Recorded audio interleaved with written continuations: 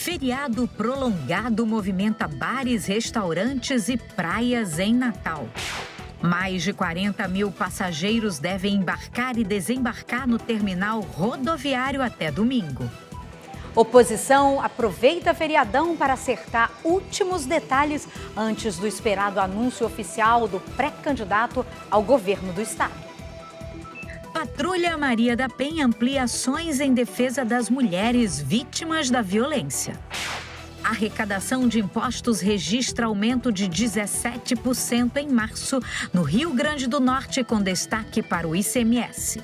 E ao vivo vamos ter a participação dos nossos repórteres e também dos nossos comentaristas políticos, Thaisa Galvão e Gustavo Negreiros. Você acompanha também tudo pelo YouTube da TV Ponta Negra. Boa tarde, o Jornal do Dia está começando.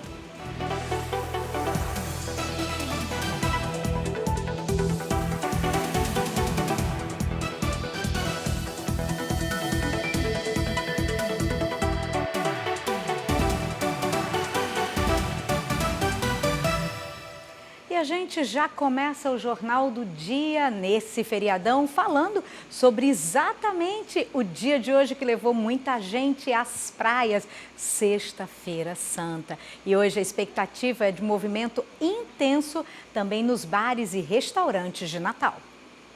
A Semana Santa é um dos feriados mais esperados para o turismo do Rio Grande do Norte. Este, em especial, marca a retomada econômica de fato do setor, com a flexibilização das medidas de combate à pandemia.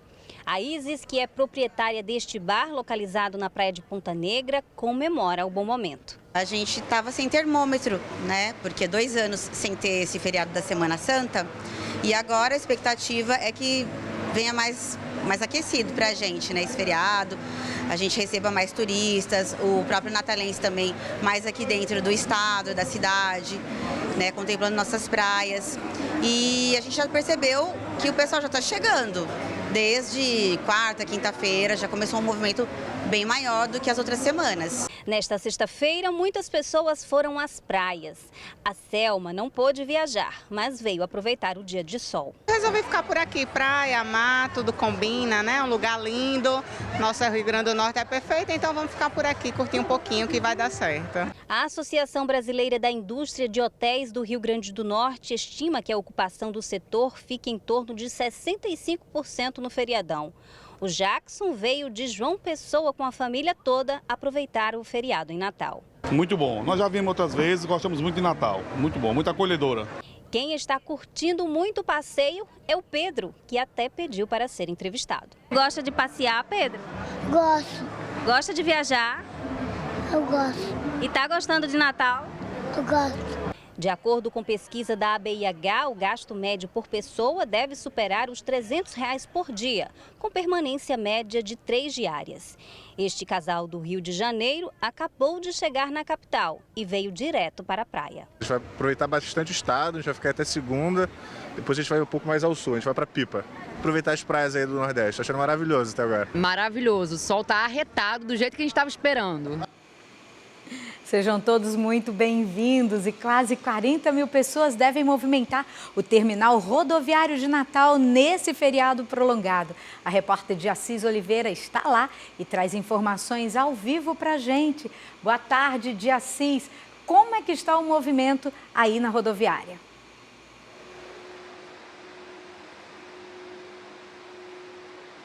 Boa tarde, Micarla. Boa tarde para todo mundo. Parabéns para você, né? Nesse dia tão especial, a gente deseja aí toda a felicidade do mundo, muita saúde e muita paz. É isso aí. Aqui na rodoviária de Natal, o movimento é bastante intenso em relação aos 2 últimos anos. Por conta da pandemia, muita gente preferiu não viajar e agora as pessoas estão aí aproveitando, né, esse feriadão aí da Páscoa para visitar seus familiares. Nós conversamos com algumas pessoas lá dentro, onde o movimento está bastante intenso. Nós estamos aqui na área de embarque, onde o movimento é relativamente mais tranquilo em comparação a dentro da rodoviária, mas é muita gente saindo, muita gente chegando de Natal e a expectativa é de que durante esse período, até a próxima segunda-feira, cerca de 48 mil pessoas, passageiros, passem aqui pela rodoviária. Entre os destinos mais procurados tem aí o destino de Pipa, Mossoró, Fortaleza e muitas cidades aí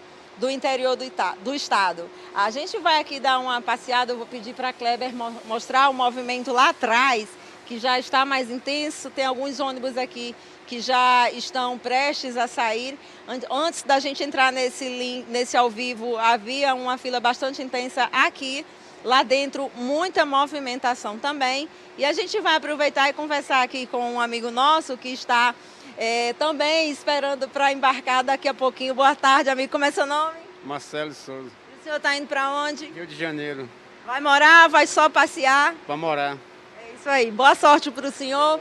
Boa viagem para o senhor também. A gente vai encerrando essa nossa entrada aqui, dizendo que a Polícia Rodoviária Federal também vai, a Polícia Rodoviária Estadual e Polícia Rodoviária Federal irão intensificar aí as fiscalizações nas rodovias do estado, nas estradas que cortam o Rio Grande do Norte, para tentar principalmente coibir, né, aquela situação de muita gente que opta aí por dirigir e beber. E a gente reforça aqui que bebida e direção não combina. Devolvo para você aí com essas imagens de Kleber Almeida aqui, direto da rodoviária de Natal. Carla. Obrigada, de Assis, e boa viagem, né? Quem está pensando aí em fazer, né, ainda viajar no período da Páscoa, no período do feriado, boa viagem. E a arrecadação de impostos registrou um aumento de 17% em março aqui no Rio Grande do Norte.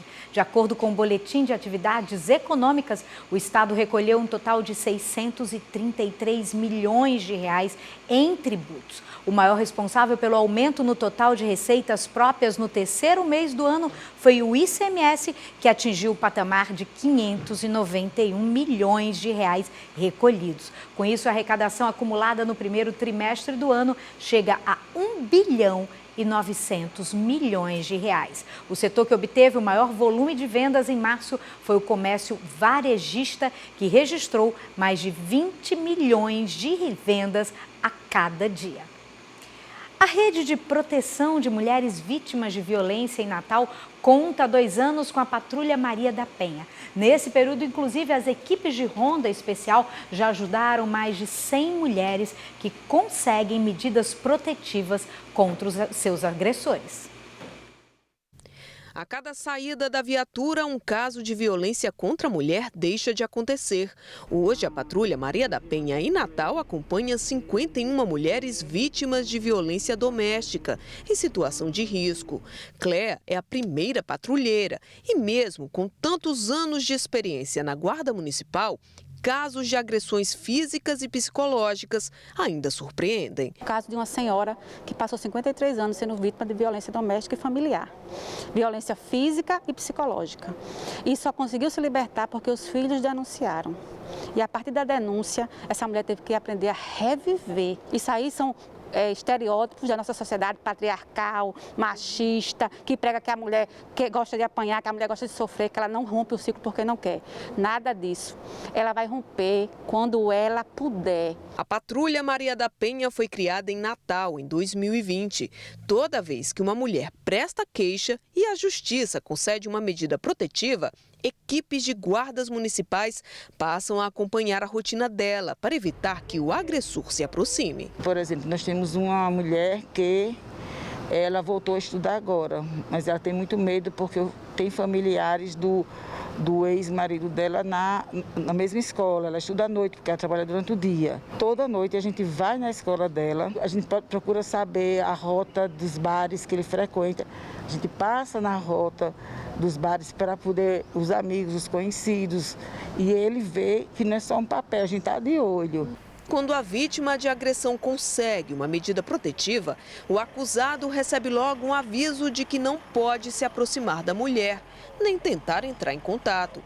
Ainda assim, tem quem desobedeça. E aí a Patrulha Maria da Penha entra em ação para prender.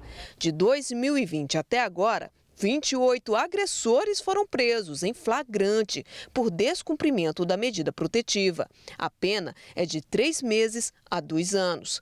Recentemente, a Rede de Atendimento e Acolhimento à Mulher Vítima de Violência ganhou mais um reforço. O governo do estado entregou, no mês passado, a Delegacia da Mulher na Zona Norte, onde vários serviços foram integrados. A mulher que vai registrar a ocorrência na Zona Norte, na DEAN Zona Norte, ela, além de ter o atendimento multidisciplinar, que é ofertado pelo próprio judiciário no local, a medida protetiva que ela solicita já é imediatamente encaminhada para o Poder Judiciário, que tem uma maior celeridade, inclusive de deferir ou não, se for o caso. É também atendida na Defensoria ou na OAB, se solicitar pensão alimentícia ou separação ou divórcio, seja lá o qual for a necessidade cível daquela mulher. Nesta quinta-feira, uma nova lei foi sancionada pela Prefeitura de Natal para combater a violência doméstica. De acordo com a norma de autoria do vereador Aldo Clemente, as mulheres que se sentirem ameaçadas podem sinalizar o pedido de socorro, mostrando a palma da mão com um X desenhado na cor vermelha.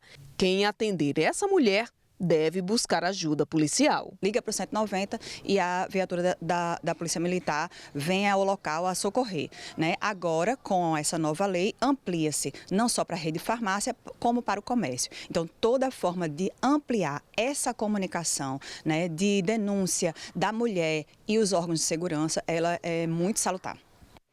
Que notícia boa, né? Agora a gente quer saber a sua opinião sobre uma outra notícia que a gente tem dado aqui no Jornal do Dia, que é o impasse sobre as linhas de ônibus. Exatamente, esse é o tema da nossa enquete de hoje no portal pontanegranews.com.br.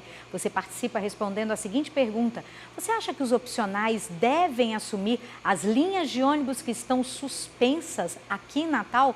O que você acha disso? Dê sua opinião no pontanegranews.com.br. Daqui a pouquinho a gente volta com o resultado. E agora um recado para você, telespectador da TV Ponta Negra. Você sabe que está rolando uma promoção que vai sortear uma TV de 50 polegadas no programa Patrulha da Cidade, junto com o Potiguar Laboratório Óptico. 50 polegadas, gente, não é uma televisão qualquer não, é a televisão. O que você faz? No caso, como que você pode participar? Corre lá no Instagram da TV Ponta Negra e confere todas as regras no nosso post oficial. E o resultado da promoção será divulgado no próximo dia 22 de abril no Patrulha da Cidade. Não perca tempo e participe. E a seguir tem muito assunto de política, porque hoje eles vão estar aqui ao vivo e a cores. Os nossos comentaristas Thaisa Galvão e Gustavo Negreiros. E você pode acompanhar tudo também pelo YouTube da TV Ponta Negra. O Jornal do Dia volta já.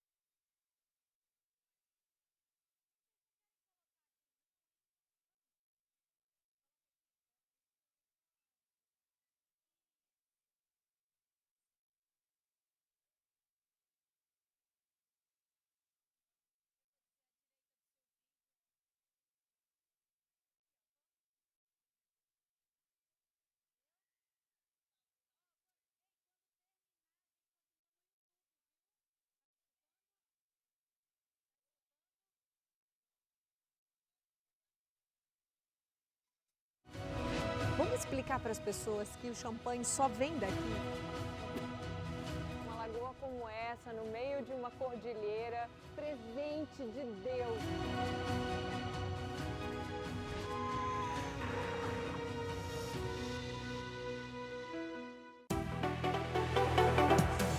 Jornal do Dia. Oferecimento: aposte com o melhor. Aposte com o betsul.com. Venha para o PagBank e invista no CDB, que rende mais que a poupança. Açaí, a maior goleada da economia. Medicamentos EMS, sua saúde merece.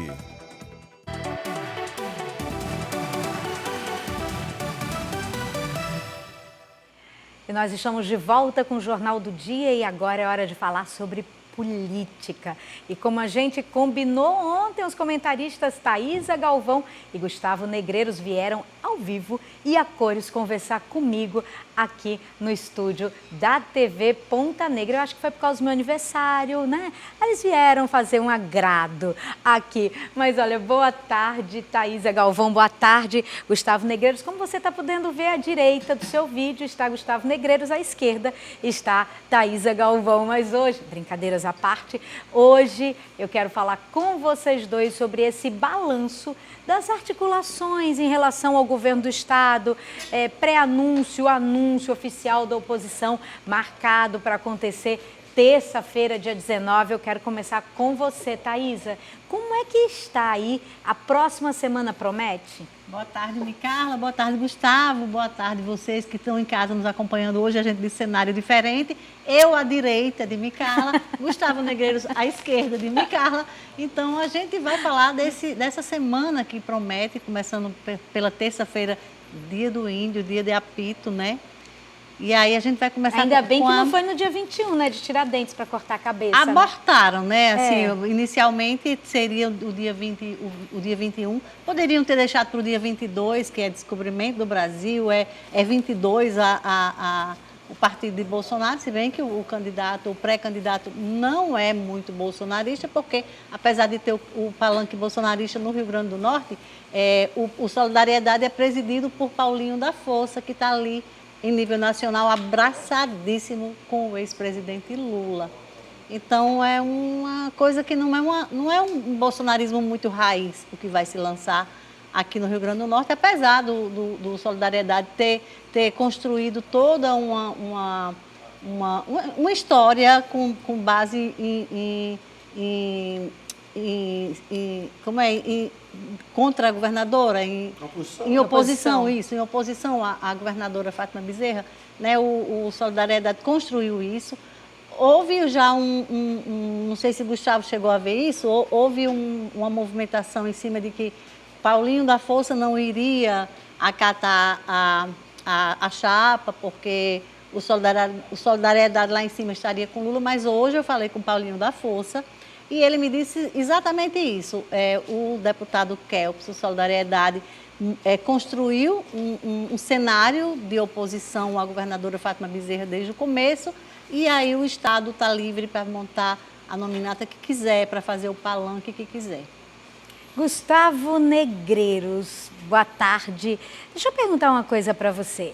Thaisa acabou de dizer, quer dizer, esse anúncio da oposição sendo feito no dia do índio, um dia, digamos, emblemático. Eu lembro, sabe de quê? De uma música. Eu só não me recordo quem canta, mas fala assim, índio que é apito. Xuxa. Xuxa, se não der, pau vai comer, não é isso? Tem uma música da Xuxa. Da Xuxa, não lembro. Gustavo acompanhou o Xuxa. Xuxa, ele tem cara de quem era... Eu baixinho da Xuxa. Baixinho, né? Entendi. Então, assim, voltando para as questões, né? Daqui saindo de Xuxa, mas índio que é apito, se não der, pau vai comer. Eu quero perguntar o seguinte, qual é o apito que a oposição está querendo nesse momento? Boa tarde, Micarla, Thaisa. Boa tarde a você, amigo da TV Ponta Negra. Olha, a oposição está querendo, o apito que ela vai fazer, o barulho que ela vai fazer é justamente em cima do que Fátima não fez. Fátima vai entrar numa eleição e aí é a grande questão, você é o plebiscito. Continua o governo ou não continua o governo? Fátima entra na eleição sem ter nada a apresentar. É uma gestora de folha de pagamento que ela disse que com recursos extras iria pagar no primeiro ano. Mas, Micarla, eu queria só pedir licença a você para sair um pouco da política e falar um pouco de você, que afinal de contas é seu aniversário, dia de festa aqui, por isso que Deus. E Thaisa estamos aqui. Mas, olha, parabenizar você por esse ano, que você tem um ano aí que está começando agora, muito feliz, como tem sido esses seus últimos anos.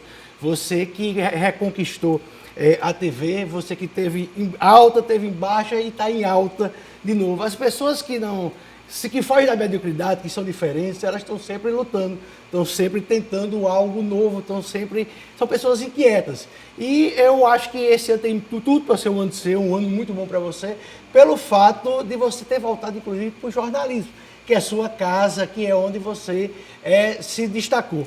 E aí eu tiro aí pelo jornal que você fez, esse projeto novo, comigo e Thaís, que claramente somos duas pessoas que temos pensamentos antagônicos, não, diferentes. Vocês têm pensamento né? antagônico. E aí, mas você faz uma aposta, e eu digo que eu imaginava eu voltar para a televisão em janeiro do próximo ano ou em janeiro daqui a 4 anos, né? Que quando Fátima deixasse o governo, porque o governo é o maior anunciante e é um negócio complicado de acordo com a oposição que eu faço. E a aposta que você fez em trazer a gente para cá, você dá. É a única, Ponta Negra hoje é a única TV aberta do estado do Rio Grande do Norte que dá 6 minutos, que é o tempo que eu tenho aqui, para quem pensa diferente de todos os outros. Então, assim, essa aposta no contraditório, essa aposta na democracia, essa aposta do telespectador ver e escutar várias visões, isso mostra um diferencial. Eu sei que, por exemplo, no meu caso, foi uma aposta totalmente sua. Tem diretor da empresa que não queria, então assim, você apostou. E é o que diferencia a mediocridade, é a ousadia. E a ousadia você tem. Então, parabéns e que seja um ano muito legal para você. Gustavo, você está tão bonzinho que eu acho que... eu vou gravar, tá? Isso para cada vez, quando eu quiser dar uma bronca, alguma coisa do gênero, eu já deixo isso daqui gravado. Mas muito obrigada pelas suas palavras. Mas aproveitando que ele está tão bonzinho, né, Thaís, hoje, ele está modelo, assim... Páscoa, né? Foi, mas ele acabou dando uma alfinetada em mim porque eu não dei parabéns a Micarla de público. Porque eu dei parabéns a Micarla ontem, no camarim. No camarim, em todos os lugares. Eu peço perdão meu Deus ao telespectador. O Gustavo foi bem mais ágil do que eu, né? Então eu peço perdão a você. Parabéns, Micarla. Obrigada. Pela 1000ª vez. Parabéns, Micarla. Obrigada, Thaís muito feliz. Mas eu vou aproveitar que ele tá, né? Nessa coisa boa. Sim, detalhe, viu? Quando a gente terminar a entrevista aqui, a participação deles, eu vou começar uma entrevista com os dois, inclusive pelo YouTube da TV Ponta Negra. Então, se você quiser fazer qualquer pergunta, você também pode, porque daqui a pouquinho eu vou estar entrevistando. Eles vão sair do lugar de comentaristas oficiais do Jornal do Dia e vão ser os meus entrevistados aqui no Jornal do Dia. Mas, Gustavo, eu vou pegar essa sua veia boa, que você hoje está uma pessoa modelo paz e amor, modelo Páscoa, e eu quero saber de você o seguinte, e em relação à chapa, essa chapa que já está bem configurada do governo, em relação à governadora, nós já sabemos, é a reeleição da governadora Fátima, vice e senador. Está tudo ok? Enquanto na oposição ainda estão procurando o apito, vai ser, quem vai estar, no governo está tudo ok? Teoricamente, sim. Eu acho que só muda essa chapa numa chamada tragédia. E a tragédia que pode causar é Carlos Eduardo, porque Fátima e Walter não vão se separar, é tranquilo. Agora, Carlos Eduardo, eu acho que até o dia da convenção ele tem que se comportar. Não basta parecer... Como é se comportar? É não ser Carlos Eduardo. Na verdade, ele vai ter que sair da casinha dele. É começar a dialogar com outras pessoas, é sair da redoma dele próprio, do umbigo dele, e começar a ver outras pessoas. O PT, ele funciona de forma diferente. E Carlos Eduardo, ao ser aliado do PT, ao deixar a condição de líder e ser liderado por Fátima, ele vai ter que se acostumar às instâncias do PT, o modo do PT. Carlos Eduardo tem que rever o comportamento dele, a forma de tratar aliado. A governadora Fátima Bezerra, ela dialoga com toda a sociedade, exceto com Rogério, Fábio Faria e Girão. Então, Fátima é uma pessoa do diálogo, ela construiu a vida dela, a carreira política dela, dialogando, fazendo alianças, é um ser político super competente. Administrativamente, é uma tragédia. Agora, eu quero aproveitar isso aqui, que eu já perguntei a Gustavo, Thaís, e perguntar a você. Como é que você está vendo no caso, essa formatação da chapa governista? Essa chapa vai realmente se consolidar ou pode ainda acontecer alguma mudança? Micarla, pelo que diz a governadora Fátima Bezerra, pelo perfil da governadora Fátima Bezerra, de montar uma coisa, de dar uma palavra e não mudar, eu não acredito em alteração. Há quem aposte numa alteração, até numa inversão da chapa de Senado, de Carlos Eduardo deixar de ser o cabeça da chapa de Senado e passar a ser suplente e Jean Paul vir de suplente, mas isso eu acho que é uma coisa impossível, não acredito que isso venha acontecer. Não acredito que a governadora Fátima Bezerra tire mais Carlos Eduardo, a não ser que aconteça uma tragédia anunciada que muita gente sabe. A gente sabe porque as pesquisas mostram que Carlos Eduardo não transfere voto, não transferiu para o pai quando foi candidato a deputado em Natal, não transferiu para os auxiliares dele. Auxiliar que foi candidato a vereador e teve 1.500 votos em Natal, com ele com a caneta na mão como prefeito. Então, ele entrou com um projeto de transferir todos os votos de Natal e de Parnamirim, que ele se diz o dono desses votos de Natal e Parnamirim, para a governadora. E pelo que a gente tem acompanhado de números de pesquisas, ele não está conseguindo fazer isso e ele não vai conseguir fazer isso. Os votos de Natal, o natalense tem um voto muito livre. Ele foi prefeito durante 16 anos e se intitulou o dono dos votos de Natal. E ele não é o dono dos votos de Natal. O eleitor natalense é aquele eleitor rebelde que diz eu voto ou não voto. Entendeu? E ele eu acho que no desenrolar até as convenções de julho para agosto, o que sair de pesquisa até lá, certamente vão fazer muitas pesquisas para mostrar o que ele agregou para a governadora Fátima Bezerra, e vai se ver que ele não vai agregar nada, a não ser muita confusão. Ele agregou muita confusão. E aí eu não sei até que ponto a governadora segue com a chapa, porque o que se diz é que são dois Alves na mesma chapa, mas a gente vê um Alves que tem um número considerável de prefeitos e que traz junto um número considerável de prefeitos do PSDB, e a gente vê um Carlos Eduardo que diz que vai trazer votos e não tem. Então ele não traz nada para a chapa da governadora Fátima Bezerra. Ele trouxe uma promessa de que ele vindo para a chapa, Álvaro Dias não seria candidato. Todo mundo sabia que Álvaro Dias não seria candidato, mas aí alguém acreditou no governo que Álvaro Dias seria candidato e só não seria se ele viesse para a chapa. E eu acho que ele é um grande impasse e pode ser uma grande tragédia na chapa da governadora Fátima Bezerra. Então, pelo que eu estou entendendo de vocês, está ok, a governadora, vamos fazer assim, cheque. Governadora, chapa do governo, governadora Fátima Bezerra, cheque. Vice, Walter Alves, cheque. Senador, ainda não? Ainda pode ter mudança? Peraí. Daqui a pouquinho a gente continua conversando com Thaisa Galvão e Gustavo Negreiros, e também tem o resultado da nossa enquete sobre a questão do sistema de transporte, que você pode acompanhar lá no pontanegranews.com.br. Você acompanha tudo também no YouTube da TV Ponta Negra. Volto já com mais Jornal do Dia.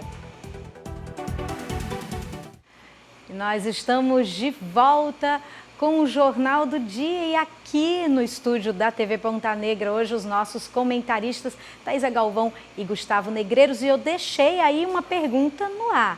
Afinal de contas, eu vou voltar aqui para Gustavo para fazer essa pergunta. Gustavo, afinal de contas, está tudo checado, né, a respeito da chapa do governo, a respeito da cabeça de chapa, do vice, e aí a gente fala sobre o candidato ao Senado. E eu estava te perguntando antes de a gente ir para o intervalo, você acha que ainda tem possibilidade de mudar? Por exemplo, tem alguma possibilidade de ainda voltar a ser o senador Jean, ser de novo candidato ao Senado? Ele está ali meio que esperando? Olha, ele está, a função do suplente é muito esperar. Mas Jean Paul, ele aceita também ser suplente de outro candidato. Afinal de contas, ele prefere ser suplente de outro candidato. Tem a possibilidade aí do Rafael Mota. Rafael Mota que está numa nominata muito complicada, porque ele tem duas pessoas que ele estava contando bastante nessa nominata. Um é Léo Souza, que está meio que desistindo de ser candidato a deputado federal, e o outro é Henrique Eduardo Alves, que vem com problemas pessoais bastante graves, que assim, ele pode ser candidato, mas você ser candidato e não poder ir atrás de votos é bastante complicado. Então, assim, Rafael, ele tem esse projeto, o PSB Nacional tem esse projeto. Agora, a candidatura de Carlos Eduardo foi a candidatura pessoal da governadora Fátima Bezerra e de seu secretário todo-poderoso, Raimundo Alves, o Raimundinho. Então, assim, Fátima aposta muito em Carlos Eduardo. Eu só discordo aí de Thaisa uma coisa. Eu não vejo o eleitor de Natal assim tão livre. Eu vejo o eleitor, a maior liderança de Natal, chama-se Fátima Bezerra e seu PT. Fátima Bezerra, que perdeu todas as eleições, sim, ela é a maior liderança negativa. Onde ela está, o natalense está do outro lado. A prova são as eleições passadas, que ela já tentou várias vezes e não conseguiu. Então, assim, Carlos Eduardo levou essa promessa, que achando que ele tinha esse voto, e ele não tem esse voto. nem Álvaro. Álvaro teve porque estava no lugar certo. E o lugar certo é antagonizar com a governadora Fátima e antagonizar com o PT. O pessoal do Natal tem mais acesso à informação, é mais difícil você conseguir dominar como ela consegue dominar no interior do estado. E você, Thaisa, você acha que ainda pode existir a possibilidade de uma mudança aí na chapa do governo? Não, só se realmente, como eu falei há pouco, se até as convenções, pesquisas mostrarem que ele realmente desidrata a chapa, desidrata a candidatura da governadora Fátima Bezerra. E em relação à chapa da oposição, você acha que essa chapa encabeçada por Fábio Dantas ainda pode mudar também? Eu acho difícil, Micaela, porque até terça-feira eu acho que o prefeito Álvaro Dias trabalha muito fortemente ainda para tentar convencer Paulinho Freire a ser candidato. Até ontem à noite houve conversa ainda numa tentativa dele convencer o presidente da Câmara, Paulinho Freire, para ser candidato. Eu conversei com o Paulinho ontem à noite ainda. Paulinho disse o seguinte, ele não se preparou para ser candidato a governador, ele se preparou para ser candidato a deputado federal. Ele ajudou a montar uma nominata. Uma nominata não é só ele, são outras pessoas. Uma nominata, uma coisa depende da outra. Se uma peça sai da nominata, estraga muita coisa. E aí a saída de Paulinho seria muito irresponsável para alguns que entraram na nominata apostando na participação dele nessa nominata. Então, não se muda de deputado federal para governador em 5 minutos, porque uma candidatura a governador tem que ser projetada, planejada, se não pela pessoa, mas por um grupo todo, por um partido. E eu acho muito difícil. O nome que tem aí é o do ex-deputado Fábio Dantas. Agora, não é um nome que vai ser também tão tranquilo, que vai agregar todo mundo, porque ontem eu vi direitistas exatamente falando sobre a possibilidade de não apoio a Fábio Dantas, porque eu escutei um professor de direita fazendo uma análise dizendo o seguinte: como é que eu vou explicar para o eleitor de direita que Fábio Dantas, que até ontem era filiado ao PCdoB, um PCdoB que é muito mais à esquerda do que o PT, como é que eu vou explicar agora que ele é um candidato de direita? Eu quero até aproveitar essa coisa de direita e esquerda que você gosta muito de tratar, Gustavo. E aí, a eleição nacional, ela contamina a eleição local? Eu vou até botar mais lenha nessa fogueira. Quem é o maior eleitor do Rio Grande do Norte, Bolsonaro ou Lula? Lula. Lula é o maior eleitor do Rio Grande do Norte e o desafio de Fábio Dantas é fazer uma campanha estadual.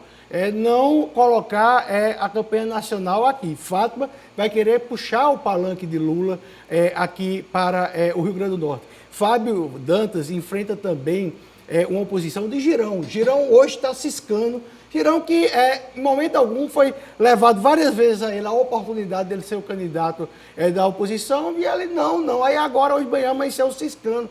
Mas se essa questão de Fábio Dantas, me disseram, olha, Arlindo, o pai dele botou o nome de uma escola de Fidel Castro, é um comunista. Tudo. Mas o próprio presidente, o Jair Bolsonaro, se você for olhar o passado dele, é o passado de uma pessoa que nunca foi a favor de privatizações, sempre foi a favor de um Estado forte, corporativista. Não tem nada desse discurso que ele tem hoje da chamada direita. Então, assim, Fábio Dantas é o candidato que... Eu vejo muito o Alisson lá em Mossoró com Rosalba. Rosalba tem aquela liderança, tudo. Governadora, foi a maior prefeita da história de Mossoró. Porém, chega um ponto do desgaste. E a governadora Fátima, ela vai para uma campanha sem ter assim, uma ponte, sem ter um estádio, sem ter nenhuma construção. A construção dela toda foi em relação a essa folha de pagamento, que eu novamente repito, teve vários recursos extras de Bolsonaro, ela dizia que com o primeiro pagaria, e não pagou, e contra ela tem a administração da saúde durante a pandemia, que foi um verdadeiro caos no Rio Grande do Norte. Eu aproveito agora, a gente ainda tem 1 minuto, Thaisa. Olha, só para te lembrar que daqui a pouquinho a gente continua no YouTube, tá? Então você sai daqui da TV Ponta Negra e bota no YouTube TV Ponta Negra, que a gente vai estar lá, eu, Thaisa Galvão e Gustavo Negreiros. Sabe de uma coisa? Eu não vou te perguntar isso agora não, vou te perguntar no YouTube se você concorda que Lula é o principal... Ainda dá tempo? Então tá. Afinal de contas, quem é o maior eleitor? Lula ou Bolsonaro? E pode contaminar a eleição? É Lula e pode e vai. É exatamente por isso que a oposição, Micaela, se nega a querer nacionalizar. Por quê? Porque Bolsonaro não agrega nada. Bolsonaro tira. Bolsonaro, em 2018, se elegeu presidente da República, mas no Rio Grande do Norte, ele levou uma surra. E era um momento, Micaela, em que Bolsonaro estava no melhor momento dele. Ele não era acusado de deixar morrer 600 mil pessoas, ele não era acusado, ele não ia para a TV e dizia assim, estou nem aí para as mortes. Ele não fazia isso ainda, ele ainda era aquela coisa que se achava que ele era a mudança do Brasil. Então, naquele melhor momento dele, ele perdeu feio no Rio Grande do Norte. Não vai ser agora, nesse momento que ele está de muito desgaste, que ele vai ser o mártir e vai dizer assim, eu sou a salvação para o Rio Grande do Norte e vai ser o mais votado. Não vai. Olha, daqui a pouquinho a gente continua essa conversa, né, no nosso YouTube TV Ponta Negra. Vai lá, avisa já para quem você sabe, né, que vai gostar de falar sobre política, e a gente vai estar daqui a pouquinho no YouTube TV Ponta Negra. E vamos conferir agora o resultado da enquete realizada no pontanegranews.com.br. 93% das pessoas, 93,75% responderam sim. Os opcionais devem assumir as linhas de ônibus que estão suspensas em Natal e 6,25% responderam que não. Outras notícias no Jornal do Dia, segunda edição, com Jorge Anéri, às 7h20 da noite, ou agora mesmo no pontanegranews.com.br. E você pode acompanhar ou rever toda a nossa programação no YouTube da TV Ponta Negra. Você, obrigada pela companhia, um ótimo final de semana, feliz Páscoa, e a gente volta na segunda, logo após o Patrulha. Até lá, bom feriado!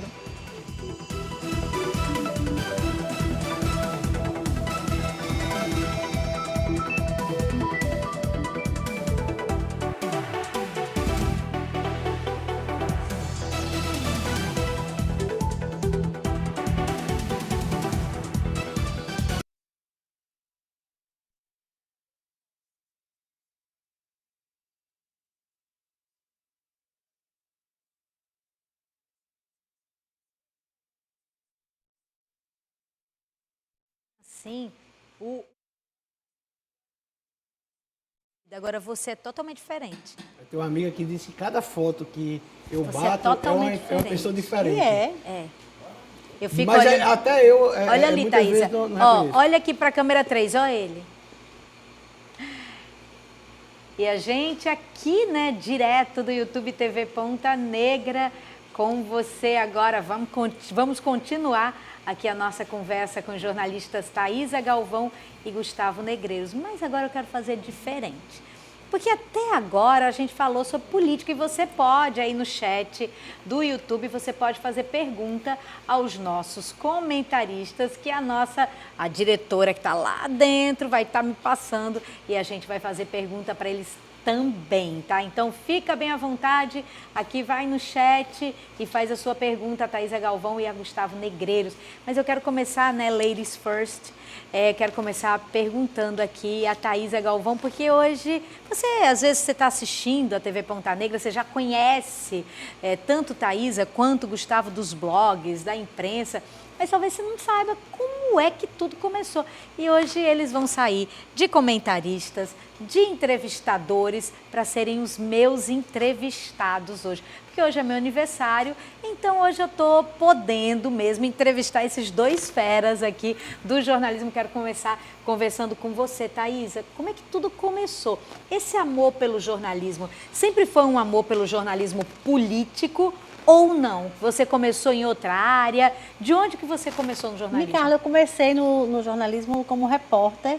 Eu fui repórter da TV Tropical, eu fui repórter estagiária da Tribuna do Norte, eu fazia matéria de página inteira de cultura, na área de cultura, eu escrevia muito sobre cultura, sobre música, sobre teatro, nada a ver com política. Aí eu fui para a TV Cabugi para ser editora do Bom Dia RN. E aí no Bom Dia RN era um jornal muito político na época, e aí eu ficava querendo sempre assim, a coisa de dar furo Aí, tipo assim, ia um prefeito ou um governador ia mudar um secretariado e eu ficava futucando quem seria, e furava, eu furava muito a coluna de Cassiano Arruda, porque eu peguei uma fonte dele. Cassiano Arruda era o cara que dava mais furo no Diário de Natal, e ele tinha uma fonte, e eu peguei essa fonte dele, e ele passava primeiro para mim e eu dava na televisão. Quando Cassiano dava no outro dia no jornal, eu já tinha dado. E aí Cassiano era meu professor, tinha sido meu professor na faculdade.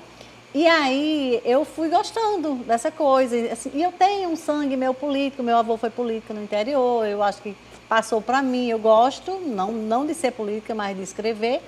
E daí foi, eu fiquei um tempo na TV, depois eu fui para o Jornal de Hoje, fui ser editora geral do jornal. O jornal era muito político, e aí eu ficava ali, eu chegava sempre com uma notícia, aí a editoria de política achava por bem não fazer a pauta, porque não era a pauta deles, era uma pauta minha. Aquela coisa que a gente sabe que tem na imprensa, né? Que tem dos coleguinhas, a gente sabe que tem. E aí eu acabava fazendo interinidade nas colunas de jornal, e aí eu resolvi fazer do meu jeito. E aí eu criei meu blog, esse blog que já tem 15 anos. E aí, essa coisa da política foi o primeiro, né, Thaisa? Eu digo que foi o primeiro porque, assim, não esse blog que eu tenho hoje. Porque antes de mim, desse blog, teve Marcos Dantas, de Caicó, e outro menino também que tem até um instituto de pesquisa. Agora sei. E aí eles fizeram antes de mim, aí Natal foi o meu, foi o primeiro, mas antes disso, eu e Augusto Fontinelli fizemos o Poder Online. Era um site que Augusto tinha uma coluna e eu tinha outra. Mas então, você foi esse bem foi uma das realmente o pioneiras primeiro. mesmo. O Poder Online foi realmente o primeiro. Então O primeiro. Eu tava lá. Ô, Gustavo Negreiros, e você? Você tem um estilo de jornalismo mais explosivo, não, mais bombástico, né? Aquele assim, ame-o ou deixe-o. Você, com certeza, tem pessoas que gostam demais do seu trabalho e tem pessoas que não gostam, que, olha, eu não quero, eu não gosto. Mas consomem. Mas consomem. Por que é que você decidiu por esse modelo de jornalismo mais, assim, um jornalismo mais de opinião? Eu nunca trabalhei numa redação. E eu me formei em jornalismo, foi a minha primeira formação, e eu nunca tive a oportunidade de trabalhar porque para eu começar no jornalismo eu tinha que ir por um outro patamar de vida que eu já tinha conquistado melhor. E eu nunca consegui ir para o jornalismo, eu não me via também entrando numa redação e cobrindo um buraco. Sabe, eu tenho pavor dessa história, meu Deus, vai ter um buraco da rua tal, vai lá cobrir. Mãe Luísa. Sabe, aí o que é que eu vou dizer? Tá eu e o buraco. Oi, buraco, diga aí, né? Aí eu não tinha. Aí depois de uns anos eu disse, eu vou me formar em Direito. Aí fiz Direito.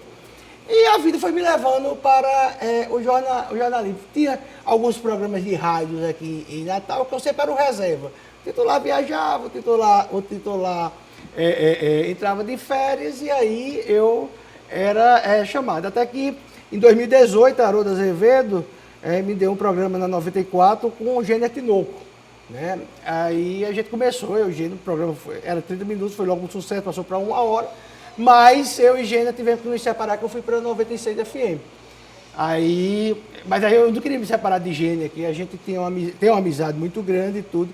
Aí a gente foi para a Band, a gente fez um programa na Band durante uns 8 ou 9 meses, e depois nós fomos para a TV Tropical. Também fizemos um programa na Tropical por mais de um ano. Mas eu advogava, eu tinha um escritório, advogava e também fazia jornalismo, era subsecretário do governo Robson, até que o governo Robson perde a reeleição. E aí eu fui pela minha 4ª tentativa de botar um blog. Eu já tinha botado 3 vezes e não tinha dado certo, porque eu botava notícias, 2 notícias, e aí eu dizia, já botei 2, agora só amanhã. Né? Aí não dava certo, você tem que botar 60. Tem dia que eu boto mais de 80 notícias. Aí, a grande maioria são comentários, são coisas do que eu penso. Mas é aí que eu quero de novo pontuar com você.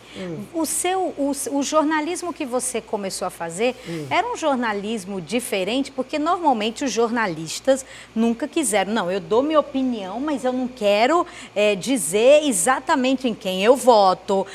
Por mais que você achasse que você conhecia um jornalista, você não conhecia. E quando você chega já com os 2 pés na porta, dizendo, eu sou de direita, eu penso desse jeito. Isso faz com que você hoje alcance essa popularidade que você tem? Sim, porque há uma carência, porque a grande maioria, quase que a totalidade dos jornalistas pensa de uma forma muito parecida. E como é que é essa forma parecida? É uma forma de esquerda, de um politicamente correto, de um excesso de sensibilidade, criando uma falsa sensação que tudo é uma agressão. E eu penso diferente desse pessoal. Eu penso completamente. Eu sou a favor da livre iniciativa, da concorrência. Acho que tem que ter, na hora de demitir, tem que demitir. Sabe, na hora de empregar, tem que empregar. Não pode esse Estado mãe, esse Estado paternalista. Então, como eu penso diferente, e havia um público que tem uma carência muito grande de consumir isso, porque não encontra onde consumir. Eu quero aproveitar, inclusive, porque você que está nos assistindo está mandando aí no nosso YouTube perguntas, e tem aqui uma pergunta para você, mas que mexe com Thaisa. O Eberton Paiva está dizendo o seguinte: Gustavo, como é comentar política com uma comentarista que pensa diferente de você? Como é que é? É muito tranquilo para mim, porque eu já participo de outros 2 programas, que é assim, lá em Mossoró são 3 contra 1. Eles são 3 petistas e eu, né? Lá na 96, Dinarte, eu não chamaria de petista, mas chamaria de mais à esquerda. E Thaisa? Thaisa é de esquerda, total, né? Então, assim, a gente pensa... Mas ela o jornalismo... Eu quero perguntar a você, viu? Mas, assim, o jornalismo, o mesmo fato, ele pode ser dado de 4, 5 maneiras diferentes. O mesmo fato de ser da notícia. Mas o fato que você dá, você tem sempre essa visão de direito. Eu tenho uma visão da direita, eu tenho uma visão do como eu penso e como eu penso e do que eu vou entregar. Você pode ter uma pesquisa que você, por exemplo, a Fátima está com 35% e os outros todos com 6, 7, 8. Não é bacana? Assim, ela está massa. Mas ela não passa disso. E 55% não quer ela. Então, assim, olha que é a mesma notícia. Quando dá 35%, o resto tudo em começo de 10%. Mas o importante é que tem a carência de 55% esperando um candidato. Então, é a mesma notícia, nenhum dos 2 está mentindo. Agora, você pode analisar de várias formas.